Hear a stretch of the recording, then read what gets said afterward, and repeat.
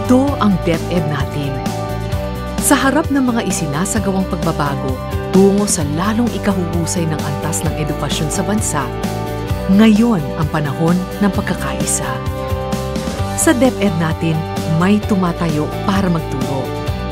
Meron ding tumatayo para matuto.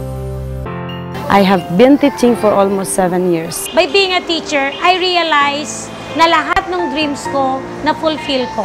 Isip-isipin mo kung talagang gusto mo maging teacher kasi hindi biro. You become more than a teacher. You become a friend, you become a mother, you become a mentor. You become everyone else's job. Parang yun ka in one. Nakatayo sila para sa edukasyon. Sa patuloy nilang paglalakbay para sa edukasyon, kailangan nila ng kasama. Tayo din tayo para sa edukasyon.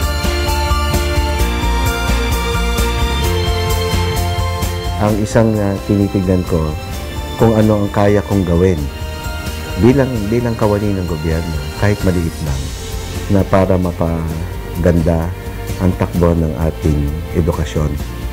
Napakalaking tulong ng business partner namin kasi they will provide more skills or training na hindi namin kayang ibigay dito. Ang lagi naming sinasabi sa mga external partners namin na through this program, you can take part in making the lives of these students better.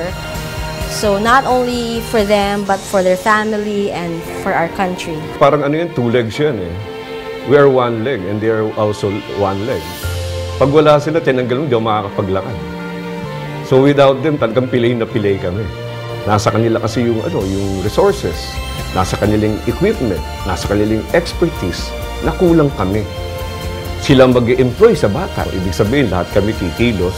Teamwork to. Magmula sa security guard, utility worker, hanggang sa principal, department of the teachers, and even the parents. As a PTA president, sinisikap ko rin po na lahat ng school projects ay sinusuportahan namin ng PTA at sinisikap namin na present kami sa lahat ng kanilang school activity. Talaga pong nakikita namin dito kung paano nagtatrabaho ang ating mga superintendents at mga governors and mayors at kasama na rin po ang mga congressmen upang mapaayos yung antas ng ating edukasyon.